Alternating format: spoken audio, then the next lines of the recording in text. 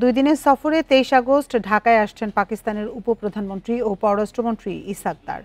তার সফরে ৭১ গণহত্যার জন্য আনুষ্ঠানিক ক্ষমা প্রার্থনা ও পাওনা আদায়ের বিষয়ে আলোচনা হবে বলে জানিয়েছেন পররাষ্ট্র উপদেষ্টা তৌহিদ হোসেন। ইসলামাবাদের সাথে ঢাকা স্বাভাবিক সম্পর্ক রক্ষা করতে আগ্রহী বলেও জানান উপদেষ্টা। জুলাই গণঅভ্যুত্থান দিবস উপলক্ষে রাজধানীর ফরেন সার্ভিস একাডেমিতে পররাষ্ট্র মন্ত্রণালয়ের আলোচনা অনুষ্ঠান শেষে তৌহিদ হোসেন এসব কথা জানান। পাকিস্তানের সাথে বাংলাদেশের দ্বিপাক্ষিক সম্পর্ক উন্নয়নে ভারত বা অন্য কোনো দেশের মনোভাবের কোনো গুরুত্ব নেই। শেখ হাসিনাকে ফেরত প্রসঙ্গে ভারতের সাথে আলোচনায় অগ্রগতি নেই বলে জানান পররাষ্ট্র উপদেষ্টা। বলেন, তাকে দেশে ফেরাতে প্রয়োজন আন্তর্জাতিক সহায়তা নেওয়া হবে।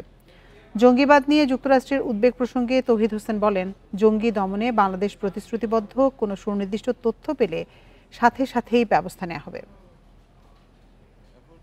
পাকিস্তানের সাথে স্বাভাবিক সম্পর্ক চাই, এটা আউট অফ দি ওয়ে গিয়ে বড় কোনো এরকম কিছু না।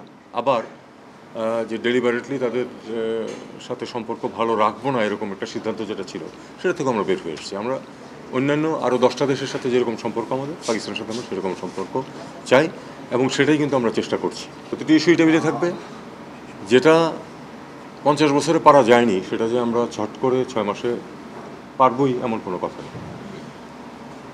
আমরা এটা প্র্যাগমেটিক ওয়েতেই আগাবো এবং একটা ইস্যু আরেকটা ইস্যুকে আটকে রাখবে সেটা আমরা কখনো চাই না।